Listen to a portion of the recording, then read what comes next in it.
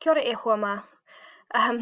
Still getting back used to doing these recordings and things. Let's, fingers crossed, hope that this isn't going to be long term, and I'm going to apologise straight away for the fact that I am introducing some new content this week in lockdown. However, we don't have the time to waste on other stuff. We do need to start getting into our last internal, as we are in week 5, and we've got, God willing, or whoever willing, that we've still got mocks and things like that coming up. I feel pretty confident about not spending a crazy amount of time prepping for mocks because we have already started that revision process. So what I will do is, if we are still in lockdown, is I'll put some revision resources up on Google Classroom to do in your own time. However, I thought what I'd do is go through what the activities are for this week. What I will try to do is put in our classwork for the week, and that's even if we do come back into school. I'll probably try to keep this method for a while until we're all clear, just so that it's there, because we do probably have those who are immunocompromised, or for myself, I've got a respiratory issue, so if it's too risky, there might be more people at home. So either way, this is how it's going to run probably till the end of the term. So if we go to our classwork, which you should probably already have done if you're looking at my video, and you will see that I have created a new topic called critical theory. It does look like there's a lot of work this week. However, 2 of these are just videos, so it's about 20 minutes of videos. You are just to watch them and glean from them what you can. You might make your own notes on paper or in a document, or you might have a specific folder for English in your drive, and you might make some notes there introducing yourself to literary theory, also known as critical theory, and some of the methodology used to analyse texts. In other words, what lenses we can look through in order to analyse a text through many different ways. So you'll see that the instructions here, if we click in, at the moment it's just in draft form, but you'll see that number 1 is watch both of the 2 YouTube clips and create your own notes. And then task 2 is this set of slides here, and task 3 is this set of slides here. So we'll start with the introduction to critical theory. My hope is that you'll have these open next to you as I talk through some of the next wee things. So, introduction to critical theory. What is it and why do we use it? You've had a brief introduction from somebody else, but I thought I'd just put it into a nutshell for us. So, essentially, critical theory comes from the noun criticism. So, to act passing judgment as to the merits of something, to act passing severe judgment about to find faults. This is probably, the next ones are probably more in the context of English. So the act or art of analysing and evaluating or judging the quality of a literary or artistic work, musical performance, art exhibit, dramatic production. So this process of using critical viewpoints or literary theory or lenses is something done across the humanities, not just in English, but in art and music and drama. You could also hear this word being used to refer to texts about texts, so critical comments, articles, or essays that critique pieces of literature. And any of the various methods of studying texts or documents for the purpose of dating or reconstructing them, evaluating their authenticity, analysing their content or style, for example, etc. Historical criticism, literary criticism. So this is actually what we're going to be looking at. Is I'm going to unpack for you 8 different critical lenses that will be our focus over the next few weeks, or for this next internal, that you might use to also strengthen your responses and your essays, and consider these lenses for alternative analysis of a text. So we talked about that as being one way to critically respond to unfamiliar and written as well as visual texts. So I'm going to just test it out in present mode so it's bigger. So what really critical theory is asking us to do is to look at the same text through a range of different perspectives. And you can see this visually in the image to my left, or hopefully your left. Critical theory allows us to look at that piece of literature through a range of different perspectives, or putting ourselves in the shoes of particular critics. So critical theory is great because it's a way that we can look at the same text or something that is seemingly really simple and never get bored, or to read further into it. So you might have read your favourite novel 5 times, but you could read it another 5 times and read it with a different lens on. So read it as a historian, as a scientist, as a feminist, as somebody who's religious, as somebody who is Māori. You might try to read this text in a different way, and you might glean something different about the settings, the characters, or the themes, or some other sort of stylistic choice. It can also be a way to interpret a text if you don't understand anything about it. So you might just go and look for things that are specific to something that you feel, a specific lens you feel confident talking about. So your first activity is to unscramble some different lenses. You might have heard them mentioned in the videos, and these are the 8 lenses that we're going to be focusing on, actually mainly 7 for this week. And so if you unscramble the words, you'll find out the name of the lens, the critical theory. So the first one is New Historicism, and you can see the second one there.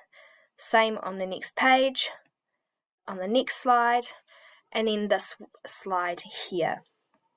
So that's your first job. It then unpacks them into what the characteristics of that specific lens is. So I'm going to give you a moment to pause me now to then perhaps do those unscrambling, because the answers are about to come up.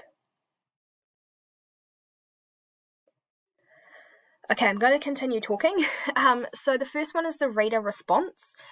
So this is actually the lens that we're probably most familiar with through NCEA, making a wider world link. So making connections to other pieces of literature we've read, to our own personal life, to things that we've learned about in class, and it draws on our experiences as a reader, and relies on the baggage that we bring with us as the reader, and who we are in our personal identity. So some of the questions are listed there that we could ask ourselves and of the text. And this works quite closely with moral lenses. So the next one is New Historicism. So this is based on the idea that literature should be studied within the context of both history of the author and the history of the critic. So you yourself, if you were analysing a text. We have already been doing this with Handmaid's Tale by looking at the context from which Margaret Atwood wrote her novel. We've done the same with our things around the things they carried, and looked at the historical context of the Vietnam War. And even with Black Mirror, we've looked at some of the technological things happening in current history, or the contemporary time. It acknowledges that a work of literature is influenced by the author's times and circumstances, but also what's happening around us and our environment, beliefs and prejudices. And the idea is that writers share their opinions and ideas through the text that are inspired by what's happening around them.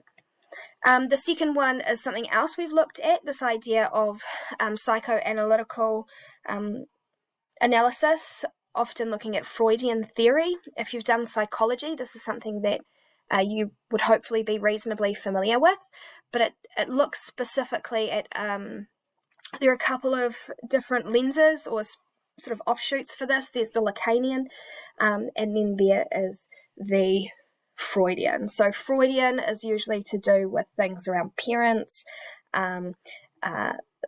sexual gratification, and things like the conscience, whereas Lacanian focuses a lot on finding who you are and using mirrors.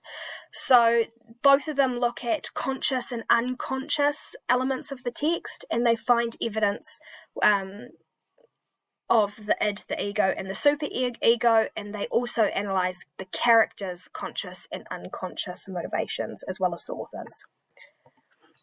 We then have the feminist lens. This is something that, because our class is largely made up of girls, we've probably done innately anyway. So it looks at texts and how they process the patriarchy, or how they reflect the patriarchy, so how it's upheld and how the role of women develop in literature, and examine representations of women in literature. So we've done that quite frequently, and I know a lot of people in our class have done that through their connections. They analyse how the notion of femininity is constructed by literature and society, and they consider gender and power relationships in the literature, and that's something that they focus on in their analysis. I'm going to start moving a bit quicker because my time for my video is quite short, I've not got much left. So the next one is structuralism. So this is looking at conventions in particular of structure, intertextual connections, so looking at those allusions. It might also look at things like epilogues and historical notes, and a notion of narrative as a complex, recurrent pattern, set of patterns or motifs. So they believe that all narratives will fit a particular structural archetype, and so they look at how a text has been constructed, and instead of focusing on themes, they look at like the structure. Ecocriticism is something else that I know that we've got a number of people in here passionate about. So through this lens, we look at the comments made on humanity's relationship with nature. It looks at the power of nature, and it looks at the human, social, and cultural threat to the harmony or natural balance implied in the text. This could relate to things in science, and that might be make up part of the context for your reading. Liberal humanism, so this is something that we also have done regularly, probably from year 9 beyond. So this has a focus on theme as the most important aspect of the text, and we make assumptions about the author's intentions. So even if we think back to level 1 and 2, that is a part of the criteria for your essay or for your assessments, is that you can make assumptions about the author's intentions. So it explores moral and didactic moral instructional lessons, so things to do with good and bad, man and woman, and things like that, so didactic. And it looks at the implications that these have on society. So one that I'd like to add, which is not covered in much of the literature, but something I believe as New Zealanders we really need to be looking at, is this Matauranga Māori, which literally means the Māori knowledge base. And this is a lens that, as New Zealanders, in partnership with the treaty, Te Tiriti o Waitangi, whether we're Pākehā or tangata whenua, we should be looking at text through this. So interestingly, this lens has really strong ties to the eco-criticism, because that is one of the core values in Te Ao Māori and Matauranga Māori. And some of those key ideas can be seen in this piece of art. And I just thought this was a really great depiction of some of the core values that live within Te Ao Māori and Matauranga Māori.